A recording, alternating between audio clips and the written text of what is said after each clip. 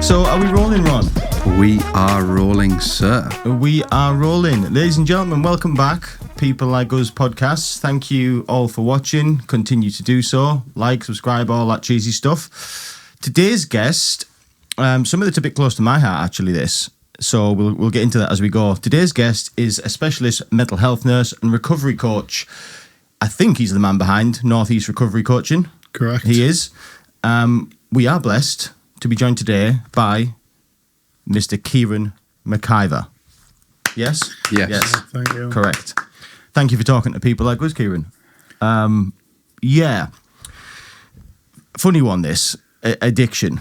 Or being an addict. Yeah. Mm-hmm. I think some people get it wrong sometimes. It's a very wide spectrum, isn't it? Yes. There's many, like you could not be drunk 24/7, but every night you get back from work and you have a couple tins. Yeah. You know, it's an addiction at that point. Before we start, right, because I've got loads of like genuine questions that I want to ask you, because I think, like a lot of people, I'm a little bit fucked up. So Who isn't? Who isn't? This is most important thing. First things first. What is Northeast Recovery Coaching? Northeast Recovery Coaching is a business that works with individuals who have addiction issues. Addiction issues being alcohol, drug use. And what we'll do is work with them individuals to try and support them through that journey, reduce their drug use, reduce their alcohol use, whatever that may be. As you hit the nail on the head there, it doesn't necessarily mean that you're alcohol dependent. You don't have to be street homeless. You can go to work, you can come home, you can have a few cans, and that substance or that alcohol that you're using then is impacting on you to a point where you think, I need to change, but then you can't change that cycle. A lot of people make messages on social media if I'm putting posts out, and I may get someone say, why don't you send someone to Alcoholics Anonymous? Why don't you send them to Cocaine Anonymous, Narcotics Anonymous? And that's all well and good, and they've got their own agendas, brilliant services. They help a lot of people worldwide. But from my perspective, when was the last time you had a fireman that would go to NA meetings because of the trauma that they have through their career? Would they want to then say, okay, I need some help, I need some support? Would a police officer go to their boss and say, I'm struggling with cocaine, I'm struggling with alcohol at the weekend, because it's then career suicide for them when they highlight that issue. So for myself, I'll work with individuals from a Northeast Recovery Coaching perspective, work with them, try and look at the drug use, see what's working for them, see what's not working, looking at their mental health, their social capital, what they have, their friends, family, and what we can do to get things put back on track within their life. Okay. How did you get here then? What's brought you to this like path? From a mental health nurse perspective, I just left school, joined the Navy 16, left at 20. And then from that transitional period from military to Civvy Street was a bit, not chaotic, but messy at times, like everyone else, like you're saying, a little bit of fucked up. And then you've got to find your feet, you've got to find what works for you, find out what doesn't work for you. And then I had about 101 jobs, to be fair, trying to find something that was for me. And then I think I got a healthcare job working for the NHS in a forensic hospital. And then that was, so if someone goes, instead of going to prison, you go to hospital. Right. So you'd get a hospital order, working on the wards with them individuals, working in other psychiatric inpatient units as a healthcare assistant. And then from there, that was very much working that. And then they seconded us to do me training. So from me training, went to university, and that they paid us in essence to go to uni, get me qualifications to do the mental health nursing. And if they didn't do that, I wouldn't have been able to afford it, and it just worked out. I suppose the services that they provide within the NHS for employees is quite good in terms of future progression. And then I totally fell into it though. Kind of didn't really wake up one day thinking, I want to do this, I want to do that. I remember years ago, I think I was like early 20s, and I was working on the buildings doing like the air suspended ceilings and dry lining. No way. I wasn't the greatest builder, to be fair, like too much hard graft. But we're working in this service, and it was like a learning disability service, and I was just looking out the window thinking, oh, they've got a good job there. Just use the brain, thinking a bit, communication, it's ideal. And I just wasn't happy sort of doing the building work, and then I thought, go on, I'll give it a punt. And then as that evolved, I felt okay with it, working with a sort of complex client group. And then from there, worked in many different services within the NHS, from inpatient services, addiction services, homelessness services, and where I work now at the QE in Gateshead as a specialist mental health nurse for drug and alcohol. So if someone then comes in, there's a self-harm attempt, there's alcohol and drug use there, then we work with them to try and get their lives back on track. Someone might come in, they've took an overdose, they've fallen from a height, bridge, something like that. We would then have that conversation, assess them, and look at a treatment pathway, what's going to be more suitable for them. So that's how I sort of got into the mental health side of things. But then I've always thought, there's something more I need to do. I want to do more in terms of my own sort of business sense point of view. And then I thought, I'm going to set up this Northeast Recovery Coaching. And so I've set that up, and it's going all right, to be fair. I don't like the social media side of things, if I'm being totally honest, and it seems totally different because you're pampered and catered for within the NHS. You don't have to do anything. You just show up at work, you do your job, you go home. But doing the whole business side of things, it's very different. Like the wild, wild west. Is it not? Is it not? Yeah. But it's a good job. It's very rewarding. Work with a lot of weird and wonderful people. I bet. But it's there's nothing better when you work with someone who they're in a mental health crisis. They want to check out, so they don't want to be here, and then you can follow them through that process, and they're getting themselves back on their feet. Because like mental health and addiction are technically two separate things. You can get somebody that has mental health problems that might not necessarily have an addiction problem, and vice versa, right? Yeah. So you can get addicts or people with addiction problems that actually don't have mental health problems. They're just an addict. 100%, 100%. So where do you stand? Before we go any further, right, it's back on my eye twig. Have you offered our guest a drink, Mr. Ron? I did, yeah. He said he was fine with that water bottle. I'm happy with the bottle of water. Yeah? Would you like another bottle of water? Is that all right? I think yeah. Let's have another bottle of water. Yeah. We'll continue cracking on, but if you could get some water on, Ron. So, so where do you stand, right, with this? And it was Russell Brand I heard talk about this first. He does a book about his little journey. Really good read, actually. He says loads of long words. It's great, isn't it? But he talks about being an addict, not someone who has an addiction. And I often just thought, I never realised that I was one of these until I audiobooked this book and heard about the sort of concept of being an addict, which means you could be addicted to many things, which I have been in my life. Do you think that's a thing, that it's somebody is an addict or not? There's lots of different variations, loads of variables to it. But in essence, yes, because how you view things, how you behave with certain things, and how that makes you feel will impact you. I could go home today and drink 3 bottles of wine. I could do that tomorrow. I could do that. I could do that for the next week. But then you might do that on Friday night, and then you wake up Saturday thinking, I'm sick of this, I'm sick of this, and how that makes you feel and how that impacts on your life, and also how you may behave when you're in that intoxicated state. That is then what differentiates it, in my eyes. Someone would always think, oh, I've hit rock bottom.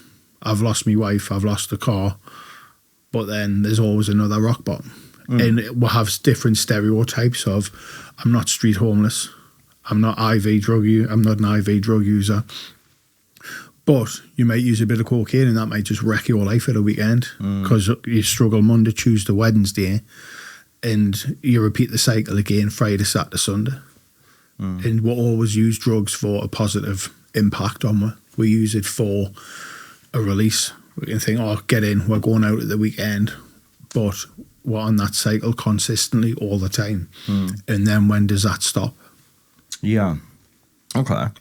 Well, the thing you touched on there and this is something that I've got people in my life that I believe are actually addicted to a substance, but it's not as obvious, or maybe they're in a bit of denial. So two different scenarios. There's the obvious addiction, which is you do this every single day, you are completely dependent on it. Yeah. It doesn't take a coach to say you've got a problem there, pal. But there's the other guy or the other lady, and in today's world where everybody's got so much money, you might think we're skinned, but compared to 50 years ago, we've got so much money, we've got so much access. I mean, side note, cocaine isn't what it was in the 60s, by the way. Apparently. I wouldn't know, I wasn't there, but apparently it was fucking great back then. But those people who will go all week and they might be teetotal Sunday, Monday, Tuesday, Wednesday, Thursday, Friday, but Saturday comes and that's their release day. That's the day they get 3 for 100. That's the day they shot it up the nose. And they think, and it could be not just cocaine, it could be somebody who has to have that drink at the weekend. They need that drink on the weekend. That's like a mild addiction, isn't it? So the question where I'm going with it is, when does it become a problem, and is it a problem to live that sort of life? Because I know people who are functioning like that. They live normal lives. You wouldn't tell looking at them that they've got anything, but they are dependent and they couldn't go a week without that. That there then is up to the individual. Okay. Is that a problem? So again, I could 3 for a oneer, Friday, Saturday, Sunday, and get up on a Monday think, oh, what a weekend, that was great. And if I don't have an issue with that and I'm not harming anyone, then I'm winning. I don't need to go and seek support. But then someone else, because they might then use £100 worth on a Friday night, and then their mental health is dysregulated come Monday, on a bit of a come down, they're not able to deal with life stressors. But just because you've got a nice car on the drive and just because you're going home doesn't necessarily mean that you're not suffering from addiction. Do you know what I mean? People think that I'm holding down my job, I've got the car, I'm at the gym, I'm doing okay, but we're still struggling underneath all that. See, I think what you said there is someone who is functioning with it, but if it then becomes a point where they are only looking forward to that Saturday night for that reason, if they are like, right, get the week out of the way with Saturday tomorrow, it's on, finish work on the Friday, Saturday tomorrow, looking forward to getting it, going out, having a good time. I think that's when it becomes a problem, whether or not they see it as one. But if you start, not necessarily revolving your life around it, but if you start thinking of, that's what I'm looking forward to, that's my excitement for the weekend, then at that point, then that's when I would say you need to see someone like Kieran. And you can think, I've got plans at the weekend, I'm not going to drink, I'm not going to do anything, I'm not going to have a smoke, I'm going to go, me and my partner, we're going to go here, we're going to do this, we're going to do something fun, something that we wouldn't normally do. Yeah. And then you get to Friday and then them thoughts come back and it's like, oh, but I want to drink. Why don't we change our plans, but we'll go there and we'll have a drink. And then that's when what I would call permission thoughts, where addictive brain's telling us, oh, we'll do this, do that. And you're falling back into the same habits, the same routines, just a different venue. Does that make sense? Yeah.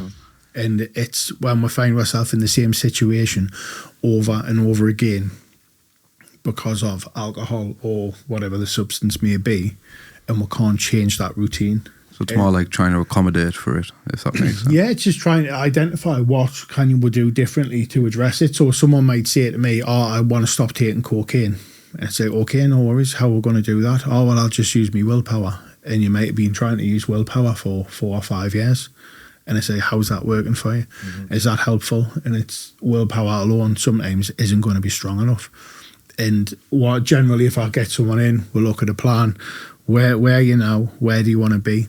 And they might have a lovely little plan. No one, to be fair, wants the fast car. No one wants the nice watch. They want to be happy and they want to have better mental health and they want to have a life where they don't feel like they need to depend on it. And then we'll look at a plan, putting that together, right? We'll aim for X, Y, and Z. But the $1 million question with that is, how are we going to do that then? Because the famous old saying, if you go and sit in the barbershop, you're going to get a haircut. So if you do the same thing over and over and over again and expect a different outcome, it's not going to happen. No. That's, No. I mean, there's like a famous quote, isn't there, by somebody like really clever, like Einstein or one of them people, that is something like that. If you do the same thing, I think it's the definition of insanity. Isn't Yeah. it? The definition of Yeah, insanity is doing the same thing over and over, and expecting a different result. Yeah. So it's about breaking cycles. It can be. And a lot of the people I work with, it's then identifying what works for you, what doesn't work for you, and identifying the positives I have. And if you need to cut your pals off, if you need to cut your mates off, it's not about saying, no, I can't do that, I need to shut you off. Send them a text, have a conversation saying, listen, I'm struggling with a guy at the minute, whatever that may be. And then it's saying, I need to keep your distance, because you may go in a pub with all the best intentions, thinking, I'm not going to use, I'm not going to do this, I'm not going to do that. But again, nothing's changed.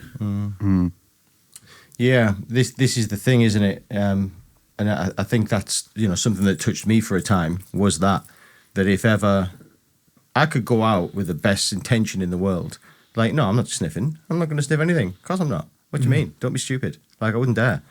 But the second that alcohol goes down my neck and 20 minutes passes, the whole brain chemistry and decision-making process changes. Yeah. And before you know it, you stood outside waiting for the lad. Yeah. You know? Yeah, so it's, you know, breaking cycle. That I do believe that if you are one, I mean, we're specifically talking at this moment in time about people who recreationally sniff cocaine. We give them that label of sessioners. Yeah, that's who we're talking about now. Again, in your world, there is such a broad spectrum, and some others I want to get to in a minute. But on that particular one, which probably is the most common now, I would say. Yeah, bar massively. food, which we'll get into. That might be the most common thing in today's world, because like where it's a problem, because I think a lot of people who drink often, they're not as likely to admit they've got a problem. They're more, because it used to be part of just society. Yeah. You know, I get told stories from my parents and grandparents that drinking every day used to be pretty normal. That's how people got on. So that one's, but the cocaine thing, the weekly, 2 times a week, 3 times a week, whatever, miss a week, do 2 weeks, cocaine. That's something that certainly in my age group and certainly your age group, I imagine, and certainly yours as well, Kieran, I imagine that that's very prevalent. I know a lot of people that do that. But when they do that, then, from the session perspective, what I would want to look at is, do you snort cocaine on a Wednesday by yourself without alcohol? 90% of the time would be no. And that's okay, that's good. You don't snort cocaine on a Wednesday by yourself. But if you have one mouthful of alcohol, ping, cocaine comes to mind straight away. And I may get a drop-off sorted straight away. How would you combat that? Because you know, going into that venue where you're going to not avoid the cocaine, you're going to do the same thing over and over again. But you're not going to do it this week. You're just going to have a few pints and then you'll dip out. But then is that a cocaine issue, or is that not an alcohol issue, what you're talking about? Because if you never even touched the alcohol, you wouldn't even have cocaine. True. I have a question, because I know someone who used to be like this, not anymore. And I want to know if this would be classed as an addiction to cocaine. So they wouldn't do it through the week. They wouldn't buy it on the weekend. But if they drank, they could do it without, they could do drinking without it. But if they drank too much, then they would take cocaine to keep going. Would that be classed as an addiction? Sorry, what was that last part? They could take So alcohol. they're drinking heavy, you know, everyone's having a good time, but then for them to keep going, they need a line to sort themselves out and sort of refresh, start again. Yeah, would that be classed as an addiction? Because he was never always planning for that. But if it came to it, then he would do that. So, and there was a few times where we'd go out and it was like, we could see he was gone.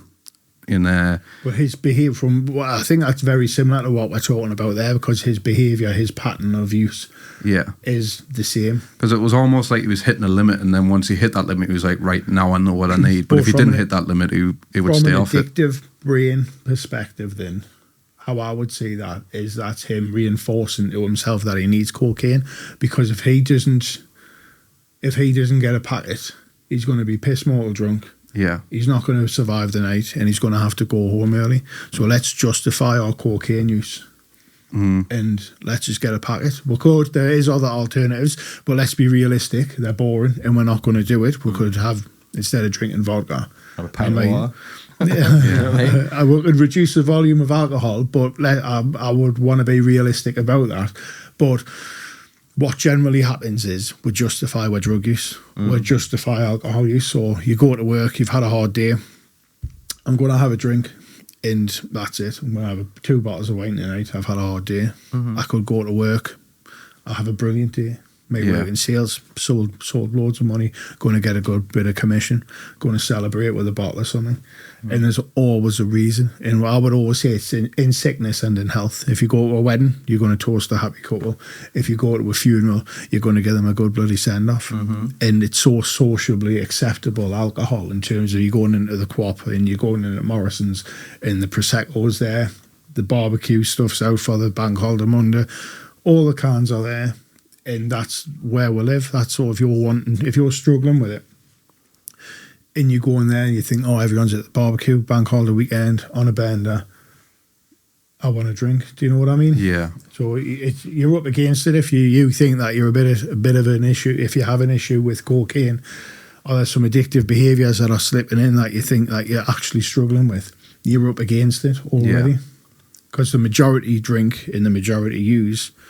But trying to pull yourself away, you think that life's boring, that there's not much going on, and you think that the whole world uses, but it's not. It's just like your social circle. But it's just about identifying who's in your life, what avenues you can do, which avenues you can take to try and address some of the issues to stop the use. Yeah. Yeah.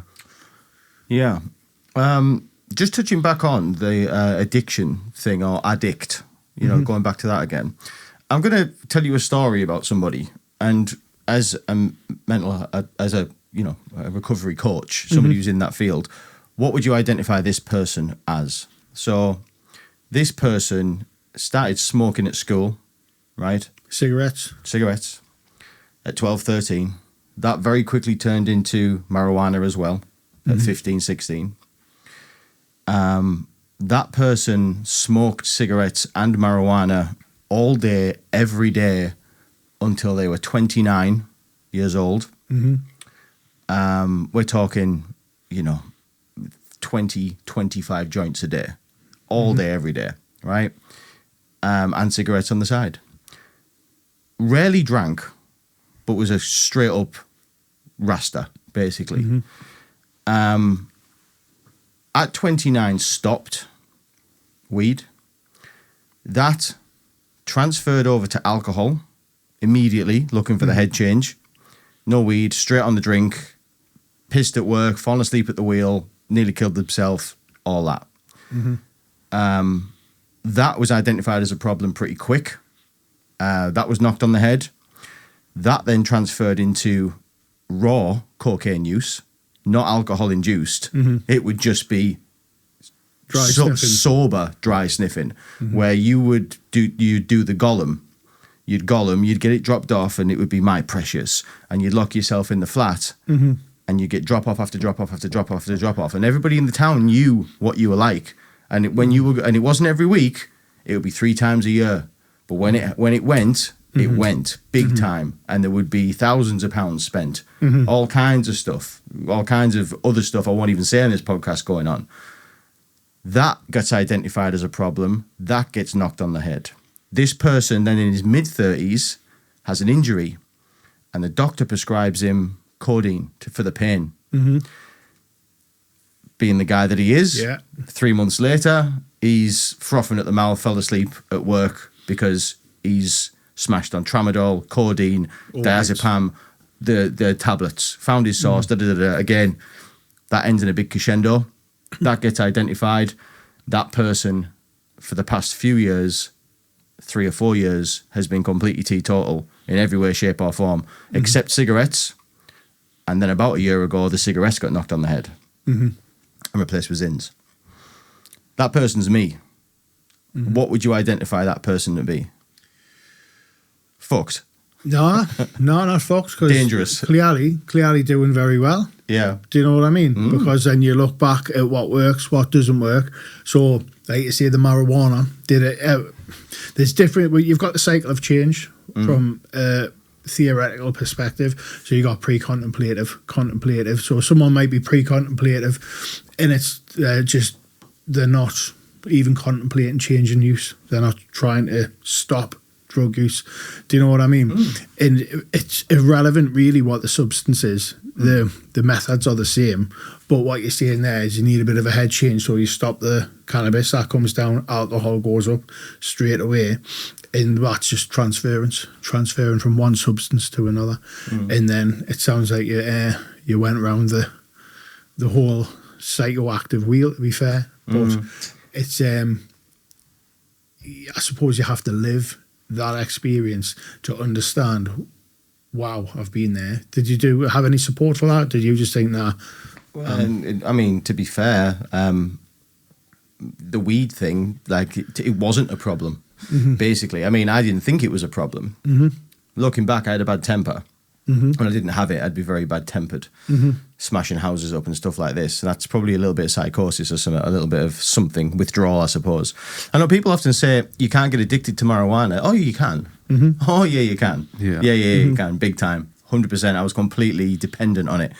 I didn't get high. I got normal. You'd only notice me acting strange if I didn't have it. So your baseline, if I had 25 joints now, I would be west. But the difference being you and a straight head is for you to reduce all that, that's going to be totally send you west because you're totally. Yeah. When that quit, I didn't know how to be a human. I didn't because the last time I had felt this, I was 13, 14. That I had gone. I would take it on holiday, allegedly. I'd take it on planes, allegedly. I never didn't have it. From being 15 to 29, there wasn't a day went by that I wasn't high within 5 minutes of waking up. First thing I would do, in bed, get the joint, spark it up. Yeah. All day, every day. I would go to work, smoke joints on my break, joints on my dinner. I was just known as the stoner. Everybody just knew. It was just part of it. When I drove, I used to drive around with a joint in my mouth all day, every day, just one after the other, after the other, after the other. No problem. I mean, God knows I would still have a license, allegedly. But yeah, and that was just normal. That was... When I was, when you're high, like, I enjoyed music more. I was more compassionate to people. I was more kind and caring and could be more of a human. But if I wasn't, then I didn't want to be near anybody. If I didn't have it, like, if I had to go a period of the day without it, I'd be sharp. I'd be angry with people. I'd be, just keep away. I was people just keep away from me. But you weren't medicated?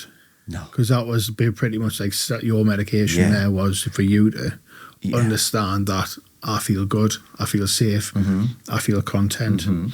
But when that stopped at 29, learning to live again, learning to be like, so it was like waking up from a coma. You were like waking up like, like everything, like little things you don't realise, like music sounded different. Like my favourite songs that I'd listen to used to make me feel a certain way when I play them. And it didn't.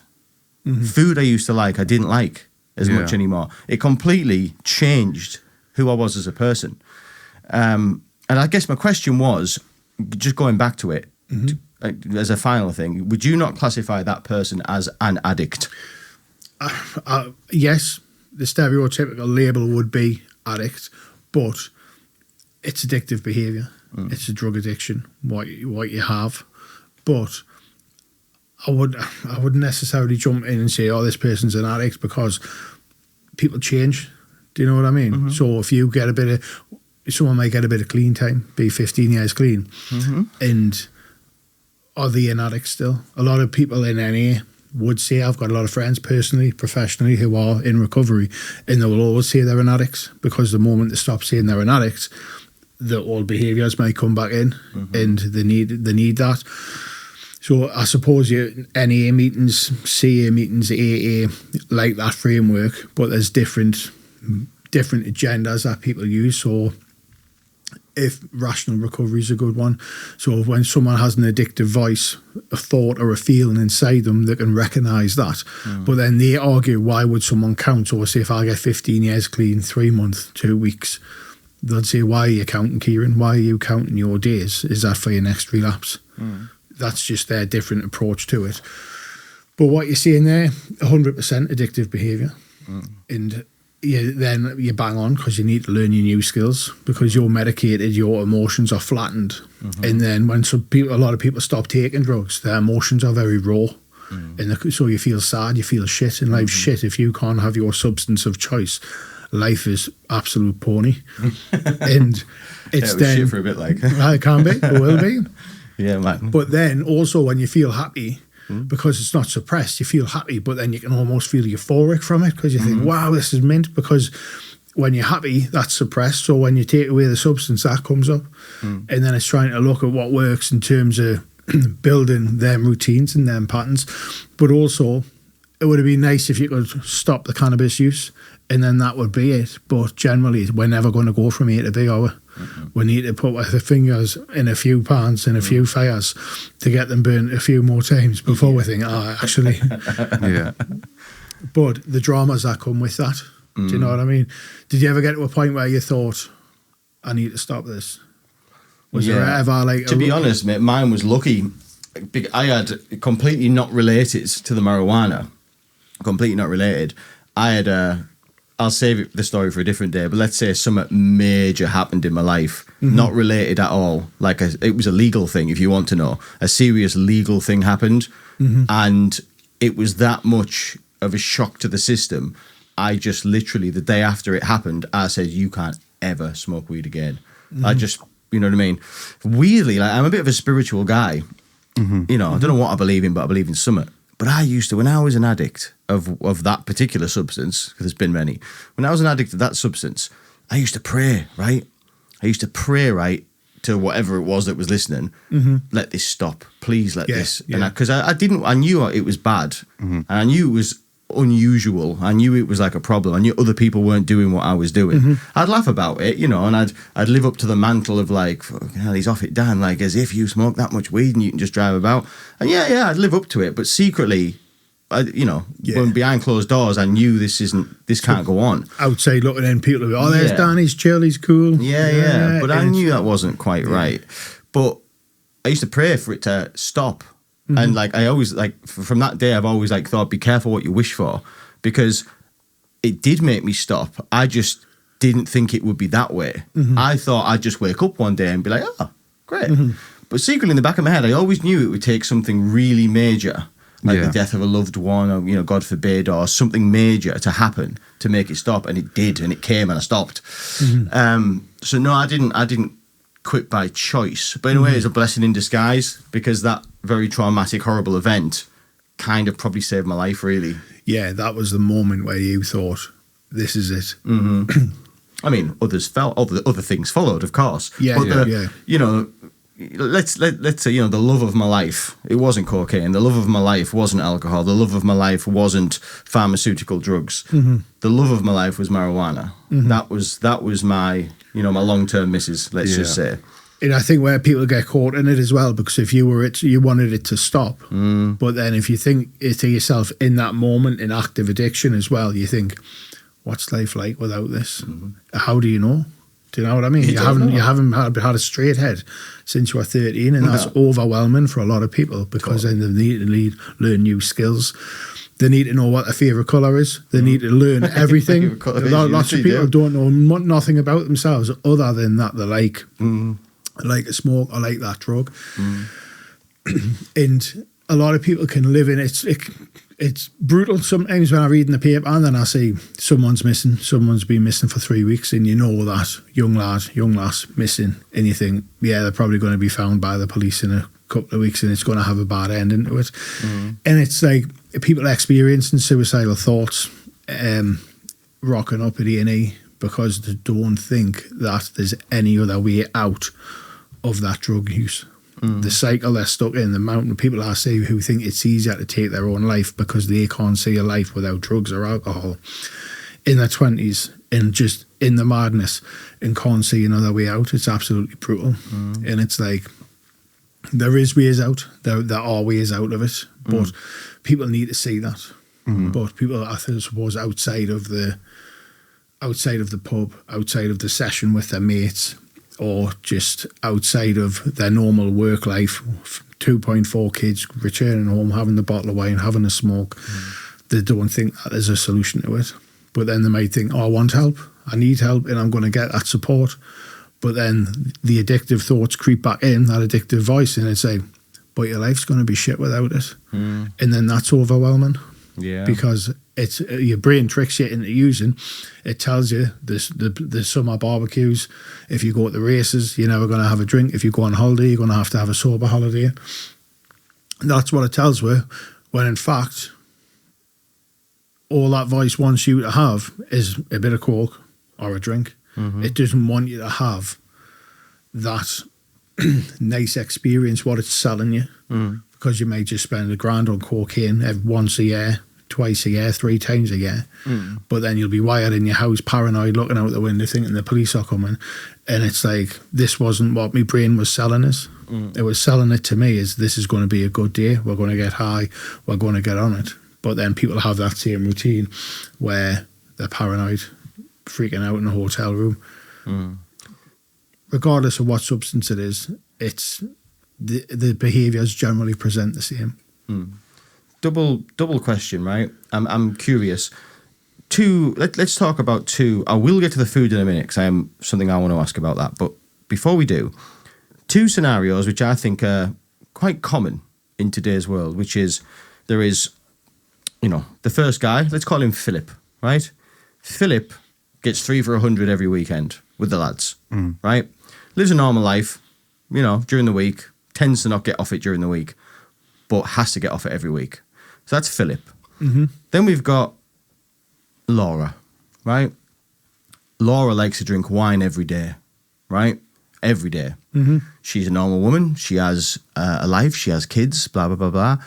But she has to have a couple of glasses of wine on the night, right? Just, keeps her right. It's 1 over 5 a day. Do you know what I mean? It's grapes, isn't it? If these 2 would probably say they don't have a problem, right? Philip and Laura would probably say, we've got no problem. Yeah. But we know they do. Philip would look at Laura, think, well, I'm not drinking every day. Yeah. And Laura would look at Philip and say, fucking, well, at least I'm not taking drugs. Yeah. You know what I mean? But Philip and Laura, let's say they do come to you. Let's say they ring you up today, right? Yeah. And say, listen, I need to stop what I'm doing. How would you tackle that? How would you take... And the reason I asked it is because I know there's people listening to this now that are one of them 2 things. How would you get them from there to not do that? I'll help them. Well, basically, session 1, full assessment. Sit down with Philip. What do you want? I want to stop using coke. And he'll be calm, he'll be rational, and he will give me a good plan of what he wants. Same with Laura. But we'll discuss what's going to happen, because come Friday, Phil is going to be wanting a packet. And he's going to be thinking, shit, I've done that thing with Kieran on Monday, and this is what he was talking about, because I'm going to be craving. Because to be fair, Phil's not going to be craving on Wednesday, and he's not going to be craving on Thursday. Friday is his red flag zone. Do you know what I mean? So we'll do some interventions around that, urge surfing. From a mental health perspective, it's looking at some of the skills we used in my toolbox. So urge surfing, which would be when the wave hits us of the urge we need to use, and then my brain's tricking me to tell what to use. And then we're looking at the skills there to say, right, well, you need to do something on Friday night. You need to occupy yourself. You need to take yourself somewhere else, because if you go to the pub with your mates and say, I'm not going to use coke, but I'm going to have a drink, the chances are that's not going to happen. Phil knows that. Phil can tell himself that all he wants, but once he goes into the pub, he knows he's setting himself up to fail. Totally. It's a barbershop analogy before. Say, I come here today, podcast set up. What did I think was going to happen? If I come into a pub, I'm going to have a drink. If I come in this place, I'm going to do a podcast. We're going to have a conversation. Yeah. The deal, innit? So this red flag zone, this is the key. You identify the red flag zone. Yeah, 100%. So in Phil's case, it's this Friday night. You've talked to him and you've figured out, right, Phil, this doesn't happen during the week. This always happens near enough same time every week, either Friday or a Saturday, right? So what are you going to do to not put yourself in that situation? And your advice would be, you know, either don't go with your mates, do something with somebody else that doesn't, or work, or just if you don't have the willpower, Phil, to go in that pub with your mates and say no, because you know you don't, because you tried it last week and you ended up getting on the gear anyway, and you come back in here and said you fucked up, pardon my language. So you know that plan A is not going to work. You're not just going to be able to say no. You need to think of something else, and that's probably going to be not being in that situation with them people. Not for now. It would be you need to do something else on that day. 100%. Okay. Because if you walk down a path now in the woods and there's going to be a track already made there, does that make sense? It does. So if you need to take a different track and you need to go over all the bushes and you want to go that way, it's a lot harder, isn't it? But the more times you do it, the more times you rewire that route that within your brain to think, oh, actually, I can do this. This is easier. But Phil gets through Friday night, not a drama, goes for a bit of food with a mate. Don't sell alcohol there, they only sell cans of pop, whatever. But it's identifying somewhere he can go where he feels safe, where he's not going to use. Saturday, he's going to get up and he's going to feel absolutely mint. You go walk them out, and they always walk them out, and don't they? No, that's You it. always go walk up a Kitchen hill. talking about water That's what you do. That's- It's the first thing an addict who's stopping does. Get the hiking boots on, walk up that hill, make a video Get up the how hill. mint they feel. Aye. Standard. And then Respect. it's almost like having to live, laugh, love in your kitchen. Yeah. That's the best, that one, isn't it? Oh, God. Yeah, that's the best live, laugh, love. Oh. What's going to happen for Phil on Saturday, though, he's going to get to Saturday afternoon and he's going to think, oh, I done really well last night. And then them thoughts are going to multiply. Let's celebrate. Let's celebrate. You've done well. You've done well. You honestly, Phil, pat on the back, Well mate. done, Phil. Let's go out, let's have a drink and let's get on the gear. Yeah. And that's what's going to happen. And Yeah. it can feel like, oh, but then I've done last night, so you may do it on a Friday and a Saturday. But because he's dropped it on a Friday, these permission thoughts, what his brain's sending him are like, you're entitled to use now. You've done Friday, so you can do it. You've shown everyone, you've shown your family, you've shown your friends that you can do it. You don't have a problem. Yeah. Because you've took control of that, Phil. Yeah. And then he's back on Let's get on the gear. the journey. So what Back do we on the do cycle. about poor Laura? Well, Laura, have that conversation with Laura, see what she wants to do. She says to you, Phil, listen, I'm living my life normal, right? But like, it used to be a glass a few nights a week, then it was one, and like, I'm sinking a bottle and a half, maybe 2 bottles. Because anyone who says a bottle and a half really drinking 2, innit? Yeah. I'm drinking 2 bottles of wine on a night. I'm literally, the second I walk through that door, I'm slowly, but I don't even feel drunk, Phil. See, I don't feel drunk, see, because it doesn't affect me like that. I'm fine, I get on with my thingy, I'm a good man, blah, blah, blah, blah. But I am drinking 2 bottles of wine a night, Phil. I mean, Kieran. I am drinking 2 bottles of wine a night, Kieran. So I want to not do that, really. I just want to drink on a weekend. Do you know what I mean? How can I go about it, Kieran? Again, sit down. What are you doing? What time do you start drinking? Is it 6 o'clock? Is it 6:30? Is it 7? Oh, well, I'll put the kids to bed. Bath, whatever. Kids are down. Then that's my time. Then I'll say, oh, well, what about doing this? Oh, well, I can't do that because I like to chill out, yeah. And you can get a lot of barriers thrown back at me. So I'll say, okay, what are you wanting to do? And then we'll look at the plans. We'll look how she can occupy herself or do something different to then think, okay, I'm coming here on Friday. I've got an appointment. It's something like alcohol diaries.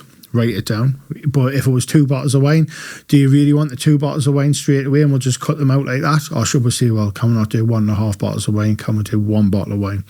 Someone could come back. Laura might come back and say, well, I'm not going to do 1.5 bottles of wine because once I open that second bottle, like you say, it's getting finished. It's getting finished. So we could look at getting 1 bottle of wine and it's going to be more pricey, but then you can get the smaller bottles of wine to then support that. That's from the intervention perspective from alcohol reduction work. If she was drinking 2 bottles of wine, 1.5 bottles, 3 bottles of wine, what you want to do is then look at having a straight line. in terms of your drinking. So when you stabilise your alcohol use, so you're not just all over the shop. You know, Stabilise, you mean drink the same amount? Drink the same amount. So don't just say, oh, well, I'll drink 3 bottles of wine a day and jump straight into that. It's then finding a balance that's going to work. Yeah. And then when you want to start reducing and pulling it away, it's going to be easier to do that. Right. I mean, in Laura's case, she has a problem because what Laura is Laura, her night has to be spent at home because of the kids. Yeah. Right? She hasn't got anything to occupy herself. She physically can't. She has to be a mum, right? And this is her zone where she's drinking. This is a red zone, red flag zone. Is Yeah, when she's she can't at home. escape it. She can't escape it. So that's a difficult one, that. It is, but then there's going to be emotions attached to that. Right. Do you know what I mean? So Laura could be lonely. Laura could be bored, socially isolated. Could be. There's a difference there. So then we're having them conversations. And people think, yes, I'm going to go and see someone and have a discussion about my drug and alcohol use, and 9 times out of 10. Need 2 chairs, a table, and a box of hankies. And that's the magic. Do you know what I mean? Because when you're speaking to someone about that routine, that cycle, what's the alcohol for? Is that the release? Is that turn me thoughts off? Is that my chill time? But then do you need that chill time 7 days a week? Do you know what I mean? Because then all of her coping strategies, all of her coping skills are revolving around the bottle, when in fact she's probably a very independent lady, bringing up a nice family, but then falling back into that habit. And the thing is, with wine, with alcohol, it's not just, you don't just get up to 2 bottles of wine and think, wow, I'm at 2 bottles of wine. It's a slow burner, like you said before. It'll be a few drinks a week. Then it's increasing, and before you know it, you're in the middle of it, and you're thinking, wow, I need to turn this tap off.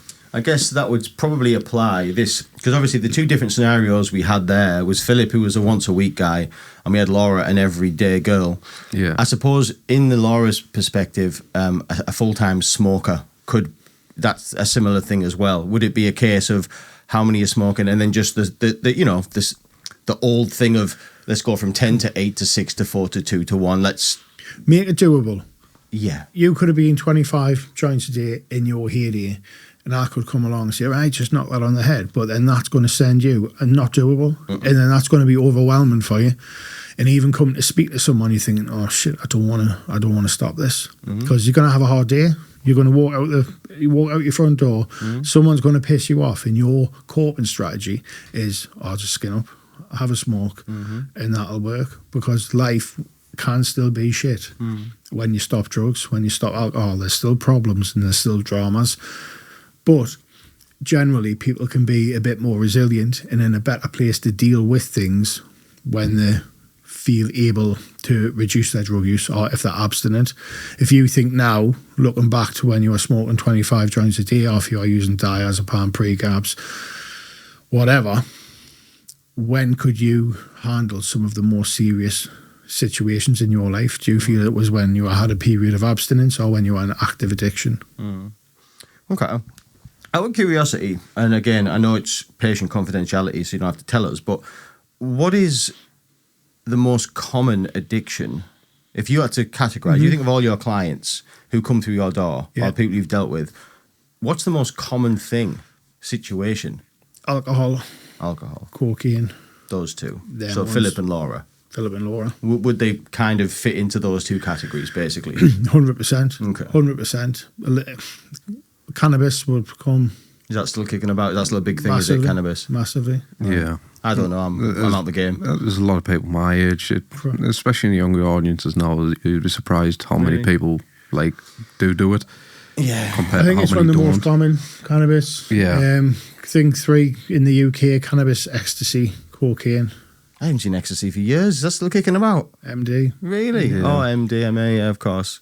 See, but in my day, it was a tablet. Yeah. None of this MDMA stuff. You just took a Mitsubishi and you were off, you know? But Done exactly what it says on the you tin. did exactly what it said on the tin, mate. Yeah, turbo. It was great, mate. Honestly, mate, you dropped a gear, one of those. Yeah. Great times. Listen, I'm going to say, listen, this is probably the wrong thing to say to an addiction coach, but all addictions are bad. Oh, ecstasy, I don't mind saying this.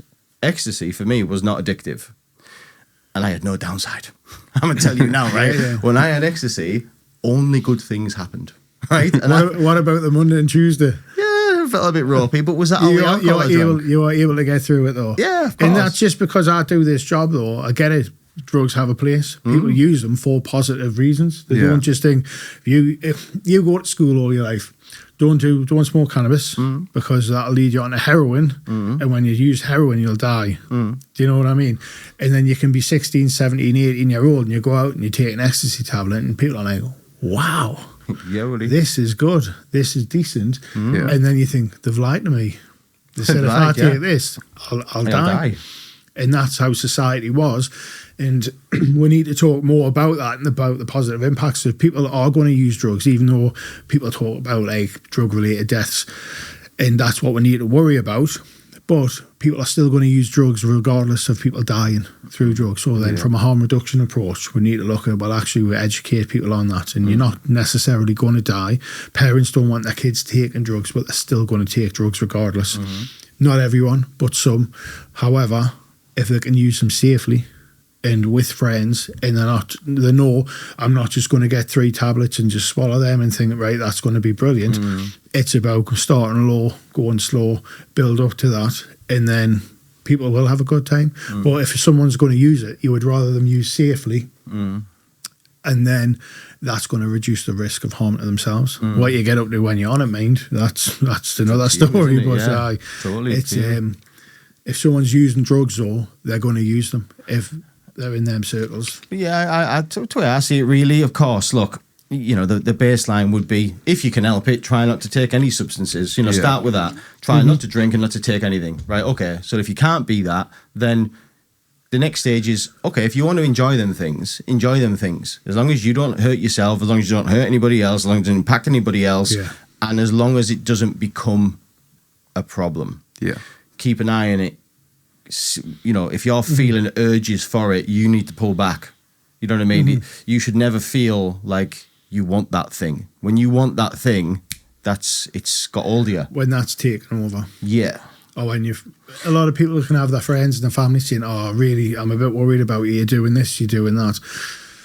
And that can drive a wedge between people because you'll think, well, my mates are just being boring now, they're thinking that I'm being a bit of a handful. But then you need a bit of self-reflection, really, to think, was I appropriate there, was I not? And like you say, when you recognise that these habits are more frequently at the front of your mind.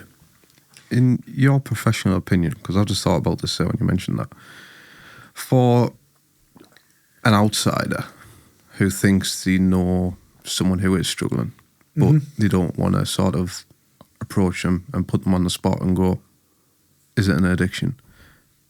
What could you suggest to someone like that? So someone who, they might go out every weekend, but they're not necessarily addicted. They just have that a little drink on the weekend, you know, have a good time, go back, fine on the next morning. They'll know if they're struggling. Yeah. Because they'll think, like you say, outside looking in for yourself, you might have been having a smoke and it's like that image of, oh yeah, he's chill, he's cool, but you know. When it's 4 o'clock in the morning, someone's lying in bed, wired, thinking, I'm fucking sick of this again. I'm going to speak to someone. Yeah, Aaron, you can hear your heartbeat. And it's like, I'm sick of this. I'm going to speak to someone. Speak to someone. Don't just get up the next day and think, oh, get in. I got a couple hours. Grind out the hangover, grind out the come down, and then think it's okay, because I'll guarantee they'll be back in that situation time and time again, 3, 4, 5 o'clock in the morning, and just wired, can't sleep, can't switch off. Yeah. Then I would say to that individual, anyone who is struggling, reach out. That can be with local drug and alcohol services. I hate the word coach. I didn't want to call this like Northeast Recovery Coaching, but I think social media is peppered with coaches. And I don't want to be, I'm not going to get you the fast car and I'm not going to get you the nice watch either.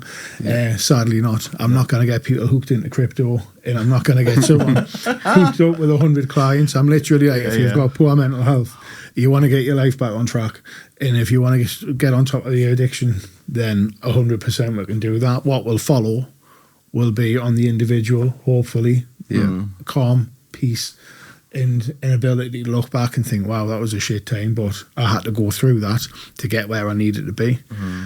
cheesy little cliche, but that's one thing that you always have to identify. Someone has to go through what they're going through to get where they need to be. So if someone is struggling and someone needs that bit of support and they think, shit, I'm my life's gone down the pan, reach out, speak to a friend, speak to a family member, message Northeast Recovery Coaching, because I would rather have someone reach out than I can signpost them to the right service, and that's just going to be a bit of time from me, so they know who they can contact. Yeah. Because 9 times out of 10, if someone's sitting there and they feel like they've got no one to turn to, they're trapped, they feel a bit shit, they've got a £400-500 chucky bill, you think, wow, this is bad. Yeah. And then that's where emotions are quite labile, swinging from back to forth, and people are thinking, oh, it might just be easier if I clock out here, it might just be easier if I just go and take myself away and rot. And it's brutal, because it does it.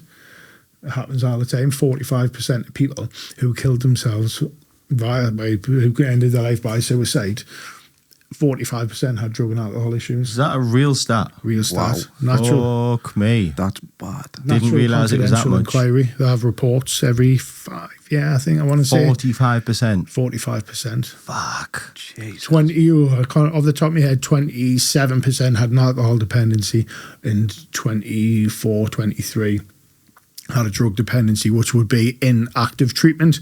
However, 45% had drugs or alcohol in the system. Crazy, man. And that's that's 10-year National Confidential Inquiry, the most recent one. 45% of everyone who ended their life by suicide. Wow. Massive statistics. Yeah. And it's real. It does happen. Like, where from my NHS job, when I go into work, I can go on A&E tomorrow and I'll go and see 2 people who've got alcohol and drug issues, and they're there because they've taken a massive overdose because they couldn't see a way out. Yeah. And it's then just speaking with them, see what they want, look at how we can get them home safely, and get a safety plan put in place. But looking at their mental health, what's going on, why is it like this? And we can refer to addiction services, which is what you hit on before about having drug and alcohol issues without the mental health issues. But a lot of the time they are co-occurring. They do come together. Come hand in hand. Aye. One, that I'd like to talk about or ask you about, because this is a funny one really, is food. Mm-hmm. Now, look, we're all friends here. I would say I have a mild food addiction. I would say I am unable to go a week and eat like a Buddhist monk. I can't do it. Now I can, create scenarios that I'm working full time, I'm never in, so, I haven't got time to cook, blah, blah. I do if I wanted to. I just can't be arsed. Yeah. It's just easy to get a Parmo, and it tastes nicer than fucking chicken breast and broccoli. Do you know what I mean? But food's a funny one, because not only do you have to put yourself in the environment, you can't not take food. Yeah. So Laura, who's the alcohol thingy, your plan is to get her to a point where she doesn't drink her alcohol, because she can live without drinking her alcohol. Yeah. Mr. Food Addiction, he can't live without eating food. This is a very, very different type of addiction, right? So how would you tackle somebody that has a food addiction what I mean by that is they're just eating loads of shit and getting bigger and bigger and bigger. Yeah. For that is looking at what's that food doing for you. It's the comfort, it's the emotional state that's connected with that food. It's why do you need that right now? Why do you need that comfort this second? Can we not hold off? Yes, they'll be hungry. Well, can we not? Again, I would probably look at putting some reward system in place. You've made it through to this time. Obviously, like drugs, there's going to be days where people binge a bit more. But for that, again, you're looking at the emotional state of someone that's using a lot of food, overeating. What are they gaining from that comfort? People use drugs, food as well, if it will touch on that. If you cut your leg, cut your arm, whatever, you put a plaster on, the substance, whether that be ketamine, cocaine, alcohol, cannabis, whether that be food in this instance, that's the sticky plaster that you're putting over. That's going to help soothe you and make things a bit better. Even though longer term, that's escalating and getting worse, you need to strip that back and look at what's going on with the emotional state. Why is that comforting you? Why do you feel you need that? Does that make sense? Makes perfect sense. See, I'm starting to think I'm an addict now, because I know I try to eat well through the week now, but Saturday, I get a pizza on a Saturday, like. And that's your reward, isn't it? That's I look forward to that, mate. Gotta be done. Yeah, because like Thursday, Friday, I'm like, that pizza's coming soon, like. So. Yeah, I mean, look, I have this problem, and I bet of all the addictions, I bet that's probably the most common of all the addictions is the food thing. And it's not necessarily an addiction to eating food; it's an addiction to the sugars and the carbs that are proven to be addictive. Yeah, that your body craves. That's what it is: the salts and the sugars. Have you never had a takeaway though and thought that was awful? Oh, loads. But, 70% of the time. Yeah, but it's the whole getting the box there. It's like the Gollum. You get the pizza box and it's like, My yes, precious. I'm in there. My precious. And it's there and it's that feeling, that dopamine hit of, get in, I've got this. Num. But as cocaine, you've had the Gollum, then you've been, that was shit, that. You know what it is? It's that first bite. Oh. Because you get to the end of it, that's when you feel bad. That's at guilt. the end of it. But that first bite, that's the high. Yeah, and it's like, again, with that addiction, because you can be here on the scale thinking, I want to use, I'm dying to use. And then the next day you think, shit, I didn't want to use. And it's like, what happened in that 8-hour window from when you were there, not wanting to use, but the cravings kicked in? Because as soon as you've done it, as soon as you've appeased that urge, you've given, you feel regretful, you feel remorseful. Yeah. Similar with drugs, alcohol, or food. Yeah, it's then, well, I fucked up. I may as well get another kebab later. I may as well get another pizza tomorrow, and then I'll start again on Monday, and then you're back on the cycle. So, the Northeast Recovery Coaching. How long has that been running for? Set it up, July last year. I wanted to. What is that? Where do you want to take it? Where do you want to get it to? What's the plan? I just want to have consistent clients coming through the door. To the point where you could do it full time. That would be the goal. That would be the gold standard. But I'll be honest, I love my job in the NHS. Love it. I love this. Obviously, the security there, but I love that. The training I do, the job itself, working with clients, unreal. But from a Northeast Recovery Coaching perspective, having consistent clients coming through the door would be the ideal.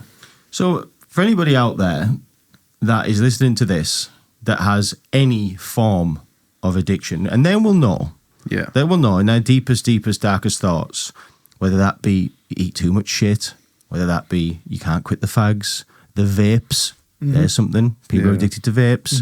People think it's not a problem, but it fucking is a problem. There's just no evidence yet. The cocaine, the alcohol, the whatever, you are doing something too much. As a general umbrella spiel, what advice would you give those people to begin to get to a point where it's no longer a problem? Identify. If you already know that it's niggling, thinking, I need to do something about this, ask yourself, what is the problem and what is it that you want to do about it? And then try and rationalise, how can I go about it? You need a bit of brutal honesty. You need to be very honest with yourself. Look in the mirror and think, this is an issue. Because we're all, as humans, we're all very good at thinking, that's a bit of a drama, that. Oh, moving on. And then we'll just be an ostrich and put our head in the sand. Yeah. Sometimes we'll have rock bottoms. We might lose our house.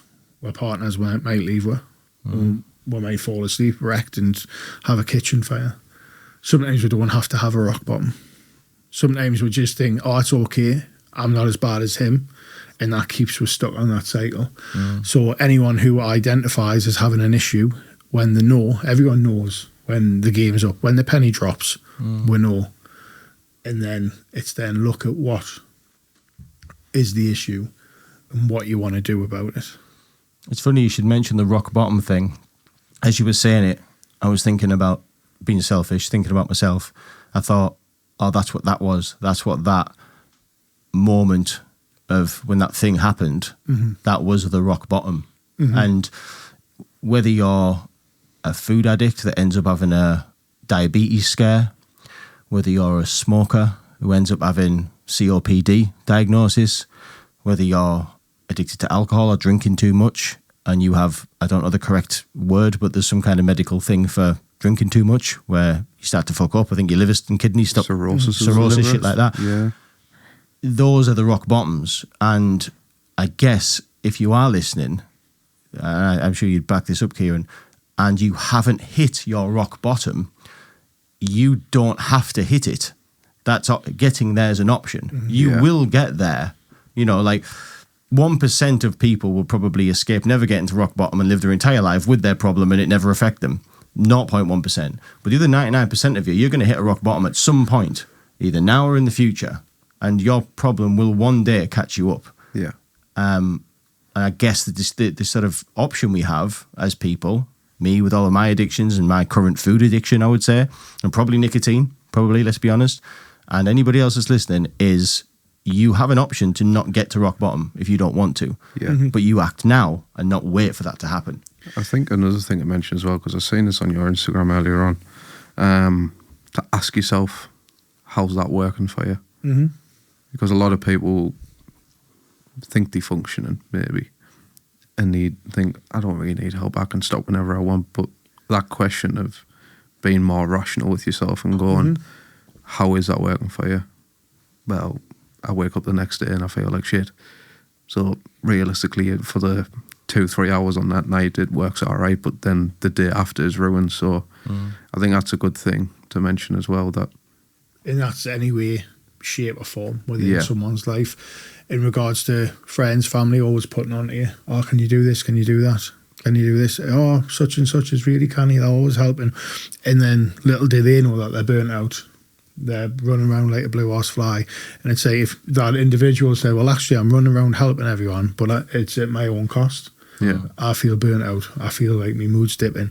Everyone's pissing us off. Say, well, how's that working for you? Like, very blunt. You've got to pick your battles when you see it and when you don't see it. Yeah. But it's then ask that question. How was that helpful for you? Yeah. And it's a lot of people would say, well, it's not.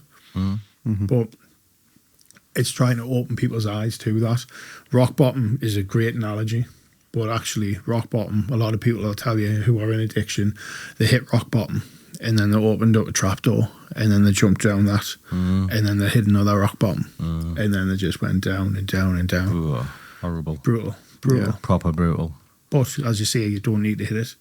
You might think, actually, I need to get on top of this. My boss has had a quiet word with us at work saying, I think you're drinking a bit too much. I can see by your work. I can see by how you're presenting. The signs are there. People 100%. Will see. 100%. And it's a good point that anybody that's on their way to rock bottom but has not yet hit, there's a very strong chance that you're getting warnings off people who care about you or people that rely on you. Goodwill runs out. Mm-hmm. Big facts, man. It does. Listen, Kieran, I think what you're doing is amazing. I think this is a really relevant thing in today's world. Absolutely. We have more addicts now than there has ever been. Facts. I've never even Googled that, but I know that to be a fact. There's just more stuff that we can have. Yeah. I think what you're doing is, as I say, very relevant. I think there are loads of people out there that could probably do with your services. And only they know if they, in their heart of hearts, that they do probably actually have a problem. And if they do, how can they get in touch with you? Get on Instagram, Northeast Recovery Coaching, Facebook, Northeast Recovery Coaching. If you go on northeastrecoverycoaching.com, you've got the website, and then anyone who contacts us, I'll try and get in touch via message on Instagram. There's a contact number on the webpage, and we can book in a free consultation call. It's a free consultation call first. 100% free. Just to feel it out. Feel it out. Someone might think, I didn't want to work with them. Don't trust them, don't like them. Yeah. And that's absolutely fine. And I would say that's a good idea. Anybody that listens to this, make the call at least. Just have a phone call. If it doesn't, like Kieran's just said, if it's not for you, you'll know after that call. But you never know, it might be. You never know. And it might be the best thing you ever did. 100%. Kieran, listen, it's been an absolute honour speaking to you, mate. Again, something close to my heart, and I know a lot of people I care about also have their own individual situations, let's just say. Keep doing what you're doing. Big respect, man. Thank you for talking to people like us. Thank you very much. Brilliant. Nice to meet you. That's the end of the show, ladies and gentlemen. Thank you for watching. North_East_Recovery_Coaching on Instagram. Get in touch. Might be the best thing you ever do. See you next time.